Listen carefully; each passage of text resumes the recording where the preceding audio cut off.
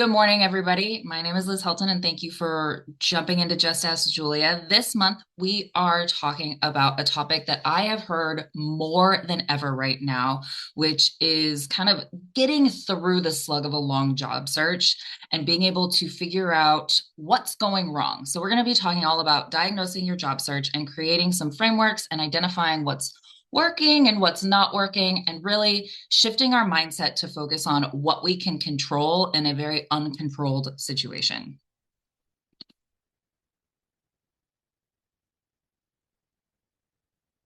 So why does job searching feel so difficult right now, right? Like, apart from the fact that we are in the most complex, saturated job market that we have seen since 2008 at least, it is such a it's a it's a complicated time period when you're in a job search. And as that job search goes on, things start to feel like they're out of control. Some things that we constantly hear on a daily basis is it feels like I'm shouting into a void and there's nothing is happening, right?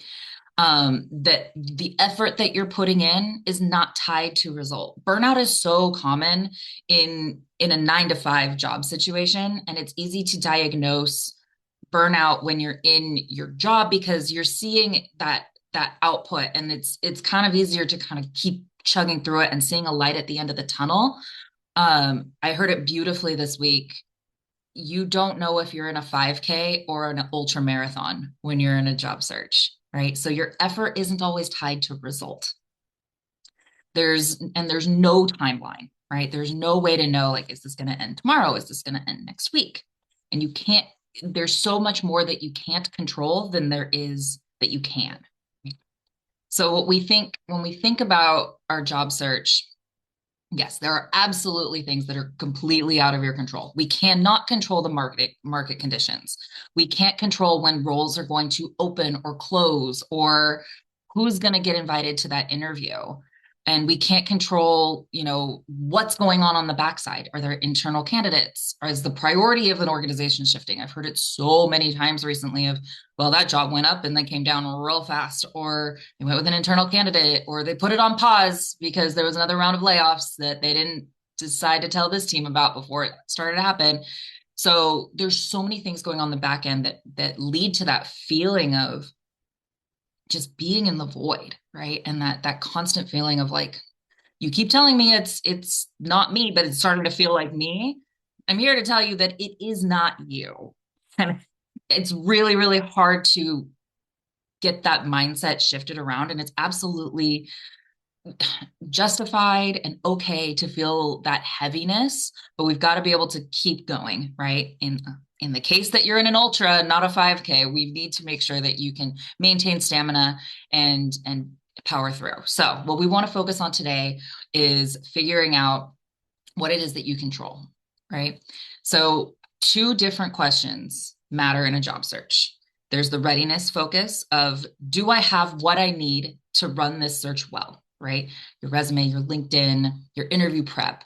Are you, clear on the direction you're going, or are you just spraying and praying, clicking and submitting and hoping for the best with any job that looks like, yeah, it might fit the bill? And are you really clear on where your gaps are? And then there's the performance asks of what's happening right now, right? Where are you seeing traction? Where are your resources working for you? Where is that gap? Where is momentum dropping off? And which efforts are working and which ones aren't, right? So having that awareness of what's working, what's not working, and where you can really maximize things, maximize the control, that's where we're going to sit, and that's what we're going to focus on. So what are the 6 areas or the 6 levers that you can actively influence in your job search? First and foremost is your direction, knowing and fine-tuning the types of roles that you're going after so that you can be focused on those specific pillars of, 1 to 3 areas. In this market in particular, you do have to have some level of nimbleness and flexibility in what you're going after, but you want to be able to name it. One of the first things that we always look for when we're working with job seekers is knowing their priorities. So much of a job search is rooted in, are you right for this role? We say it about an application. We say it in a resume. You know, I tell people all the time, your resume is not about you. It's about how you're fit for the role that you're targeting. And we say it in interview. That interview is not about you. That interview is about trying to find the right candidate for that position, and you are part of that conversation. So knowing your direction and owning that direction is the first and probably the most powerful step that you can take in your job search to have that control in the lever that of, of where you're going. Knowing your story and how it connects to your direction, right? Having a great elevator pitch, knowing the pieces of your background, your anchor points, as we like to call them, or the examples throughout your career that so deeply tie to what it is that you are targeting, that you know you're going to be able to pull elements from those stories regarding people, process, technology, um, and all of the ways that that story is going to help you articulate your strength for a position, right? And being able to weave that story together in a way that connects the line from you all the way over to the job, right? And making that and strengthening that story. There's the structure of your job search, right? Now, when it comes to structure, it is so easy when you are in the ninth mile of a job search to lose interest, right? I myself am a well, let's face it, I'm of the ADHD variety that it has to be time bound, novel, and interesting. And it has to be at least one of those categories. But at some point in a job search, that's gonna fall off, right? It's not gonna be new at a certain point. It's certainly not gonna be interesting at a certain point.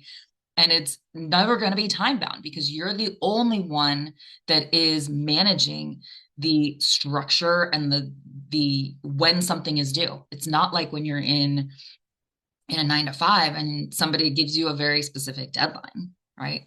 And you know, okay, I'm going to be able to get this done. You have to create those deadlines for yourself. Right? Then we get into the tactical assets, right? We have your resume, right, which is sometimes a first impression, certainly not always these days, because we also have your LinkedIn and your networking capacity, but your resume is kind of your messaging tool, right? It's kind of home base for your story's clarity, and having the right resume is, well, this is a terrible sales pitch, but your resume isn't going to get you the job, but it is going to help you make that impression, and it is a critical asset in that process. It's a very reactive tool. And so when somebody says, yes, I have a resume, I often know, oh, that on its own, I want to shift the language around, because if you're working with a singular resume, what that tells me is that you're not making updates and aligning it toward a position, right? So you can actively influence your job search just by the way you're utilizing that resume. On the flip side of that, we've got your LinkedIn profile, right? And your LinkedIn profile, while your resume is a reactive tool, your LinkedIn is a proactive tool, and it has to speak to everybody, everywhere, all at once. And so utilizing LinkedIn in a way that is proactive and says, hey, this is who I am, not just in terms of your job search, but who you are as a professional, and utilizing everything from your headline, your about section, your professional experience, really tapping into all the elements of your LinkedIn profile. That is going to influence the way that you're presenting your story proactively, and it's going to deeply impact your networking strategy, right? Because the LinkedIn algorithm is going to favor utilization, and it's going to favor the way that the language that you're using, right? LinkedIn now has shifted its model to want to focus more on conversation, right? Over the years, LinkedIn has really started to hone in on how do we basically make this a 24/7 networking event, right? And it's working. LinkedIn is working so hard to get rid of the stigma of being a job search platform, right? I talk to people all the time that say, well, I never really need LinkedIn. I was talking to somebody yesterday who had been at the same company for 20 years. He said, Liz, I have one because at some point I was told I needed to just create a profile, and then I never did anything with it. And that's so common because initially with LinkedIn, it was thought to be a job search platform. And now for you, a job seeker, it is in part, but I prefer to think of LinkedIn as a networking platform with a pretty solid job search feature, right? So leveraging that LinkedIn in all aspects is going to help you grow your visibility and to get a little bit more strategic and connected to your job search. On the topic of connection, networking. Networking is the single most proactive, strategic thing you can do in a job search to feel like you are not shouting in a void, right? It is very, very common when you're in the throes of a job search to just easy apply, submit application, and just wait, right? And then you just feel like nothing's happening. You're not talking to anybody. It starts to make you feel a little bit crazy and twitchy. Networking is absolutely the best way to feel like yourself again, right? It gets you talking as a professional to professionals. It is the best way to use that muscle of storytelling and connecting, right? I often equate a job search to, it is like working out, right? Now, when you get started and you go back to the gym for the first time after, let's say, a year away, you don't walk in and pick up the heaviest weight and then do the hardest cardio or the hottest of yogas. You take it easy a little bit so that you don't burn out, right? But you need to work out that muscle, be consistent, and grow with it to improve. Networking is the way that you do that in a job search, right? Because every time you tell your story, every time you sit down with somebody and ask thoughtful questions about a direction, that is going to be something that is going to strengthen your skill set, and it's going to put you a little bit closer to the hiring managers and the decision makers, right? It gets you away from the robots of it all. The applicant tracking systems are robots that read resumes before humans do, and it connects you to positions. We see it over and over and over again. Over 80% of jobs are filled through networking in some way, whether that is a direct connection or an introduction that has been made, or even a loose connection on LinkedIn. Networking is absolutely where it is at. So we want to assess what's going well and what's not. And I love a good SWOT analysis more than anything. It's probably one of my favorite little tools for analyzing and diagnosing. It's such an easy system that it really helps you look at what's working well and what's struggling, both internally and externally.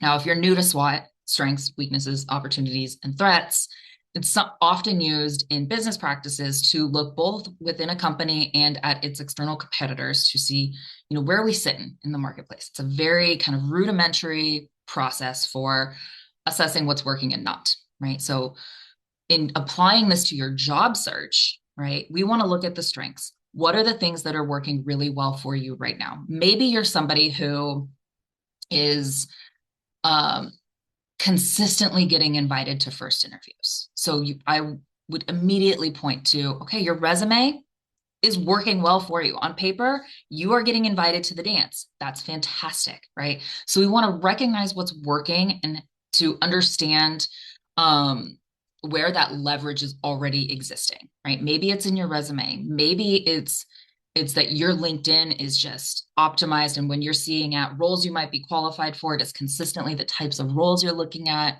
Maybe you're great in an interview. Maybe you have gotten every job you have ever sat down and talked to somebody about, but you're not getting invited into interviews, right? So then we look at the weaknesses. Where is that progress dropping off? Right.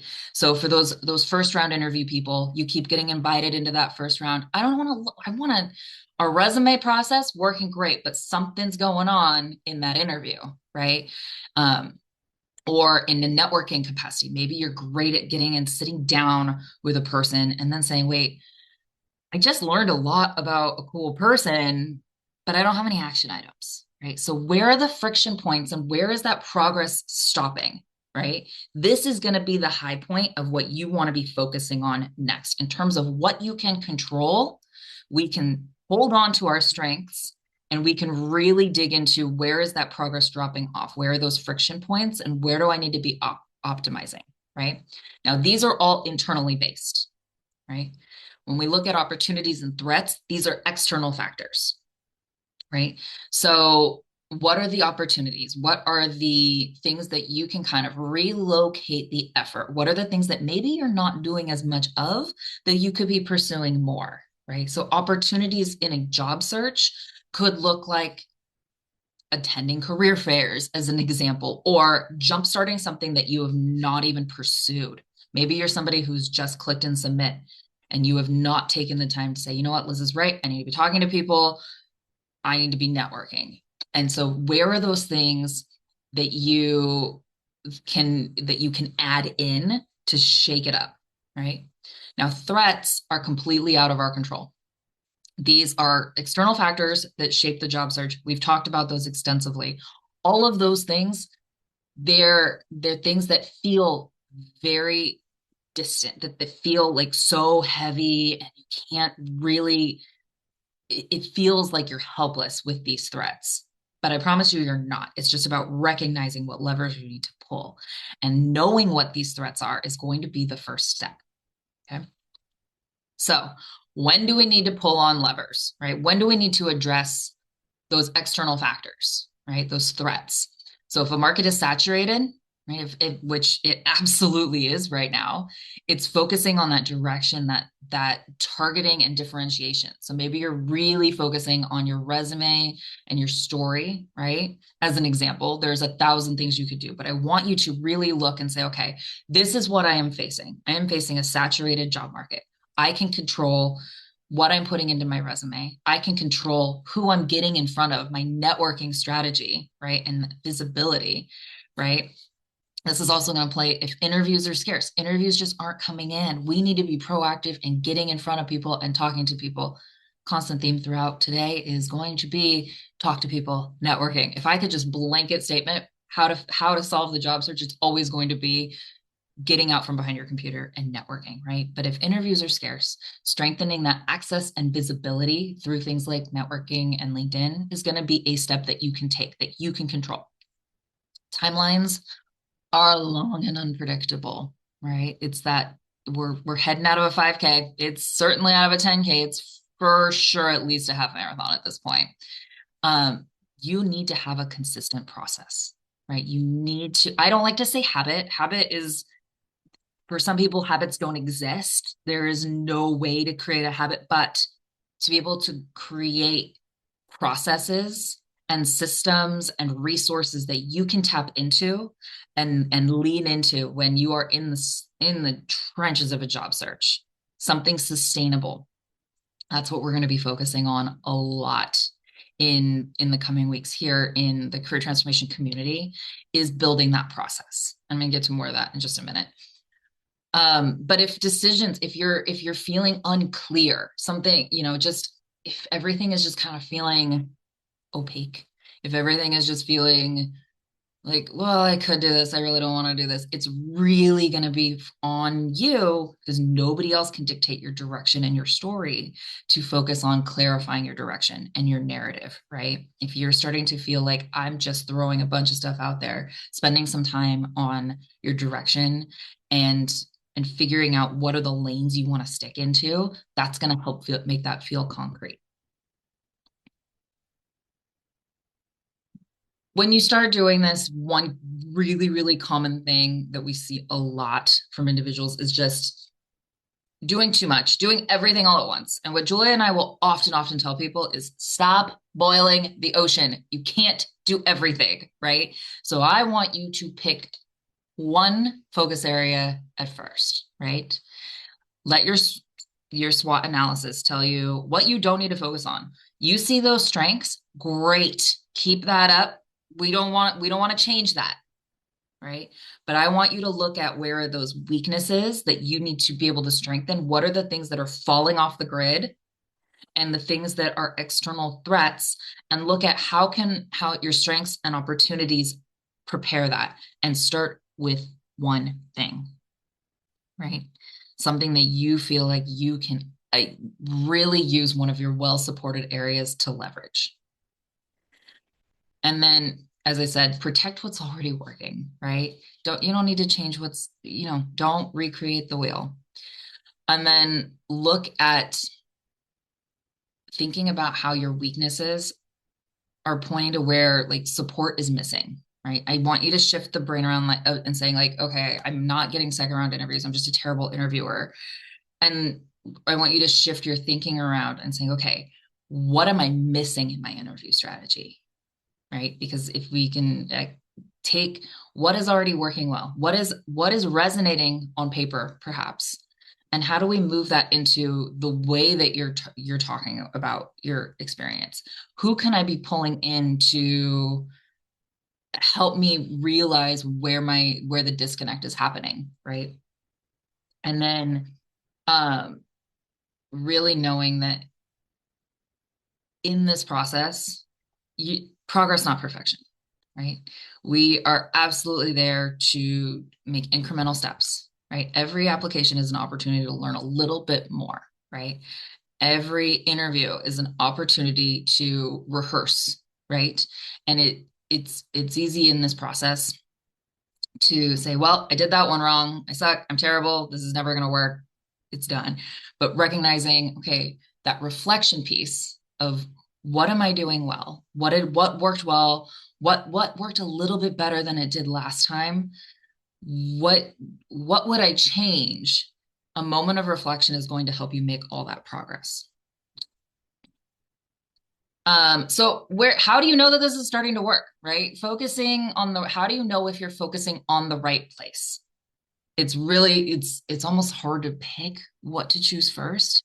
But if you pick something and all of a sudden you're starting to feel like, okay, this is gaining some clarity. That was a little bit easier to do than it was the last time. That's a good signal. It's taking less mental energy. Maybe that process that you've put into place is helping you go from spending 2 hours on an application to spending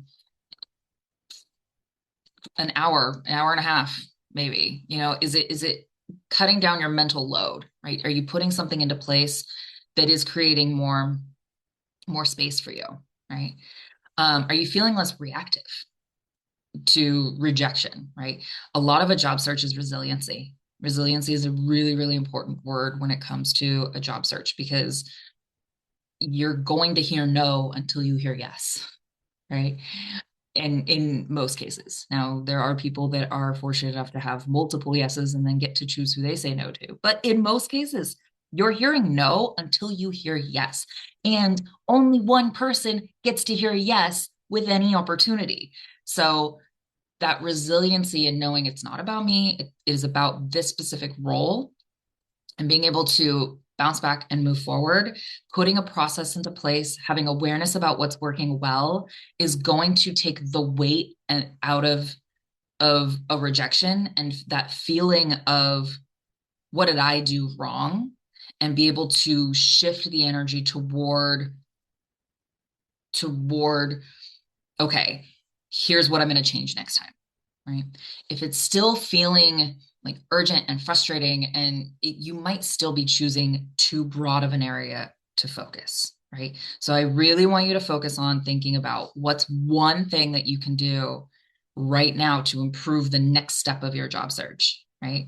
So if you're consistently not getting those interviews, right, it's going to be what is the application process? Is it your resume? Is it your networking strategy? Right? You might have a resume that for what you're going after is disconnect. There's going to be a disconnect, and you wouldn't be what I would call a low-hanging fruit candidate of like a one-to-one, right? You might be looking for a promotion, or you might be looking outside of industry or scope of work. So if your resume just will not align with an applicant tracking system, you've got to say, okay, what's the next thing I can do? And that's going to point directly to networking, right? And directly to how you're telling your story. If you're consistently getting invited in, but you're not getting past that first round, it's okay. What am I saying to HR, to the recruiter that is a roadblock, right? What is something that is happening in those interviews that is making me a disconnect? If I'm great on paper and making it in, what's the next thing that's happening? What do I need to adjust there? If you're getting in with the hiring team, right, and the managers and talking and getting brought up to that last point, what is it that you need to do from there in order to get that golden ticket, right? And so every step incrementally is going to work a little bit faster for you. Maybe it's just that you're stuck and feeling like I just feel like I'm doing too much and not enough at the same time, or I can't prioritize, right? What is the next thing you need to do in order to make progress and consistency in your job search? So I want you to focus on intentional cycles, right? Focus on thinking about one of these levers or readiness areas, right? What doing better would look like, right? So if you have that reflection piece, that's going to help you know, okay, what's that, like I said, that next thing that you're focused on, right? Keeping your effort contained. It's really, really easy to burn out. It's super, super easy to say, I just did this for 2 hours today. I don't need to do it tomorrow. We need to create some consistency and to not overload yourself in one moment so that you can break up that job search throughout a week, right?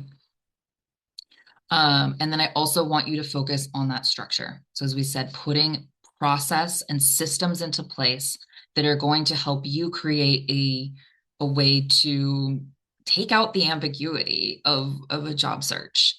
I want you to be able to almost go on autopilot with parts of your job search a little bit so that you can reduce that daily decision fatigue of what am I doing next, right?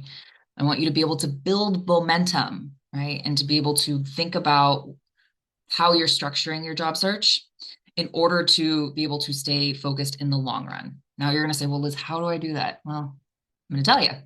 This month, we are launching in the career transformation community more on exactly how to do all of this. And it's a challenge specifically for those that are feeling like, I just need accountability and support and structure and honestly, some clarity in how I'm job searching, right?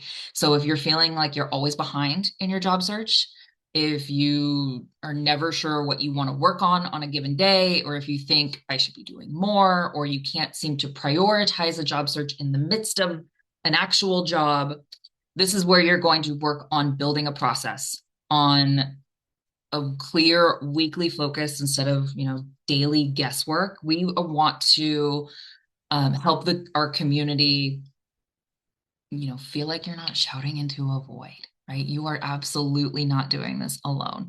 So if you use our little QR code down in the corner, that's going to take you to the career transformation community. We are kicking things off on Monday. This will be an ongoing challenge. I'm very excited about this because I truly, truly believe that is one of the biggest, most frustrating pieces in career development is just navigating the void of a job search. And right now, more than ever, people need support and accountability and structure and community when it comes to navigating a complex job search environment. So join us in there. We can talk more about it. If you're joining us on the YouTube replay, you'll find some notes or some details in the show notes. So that is going to be it for our presentation piece today. My name is Liz Helton. We're Career Transformation Partners. Thank you so much for joining us. We are going to open it up to Q&A now. So if you are joining us live, you will be able to ask those questions. If you're joining us in the replay, you can drop a comment or use the link in the notes to sign up for a future session. Thanks for joining us.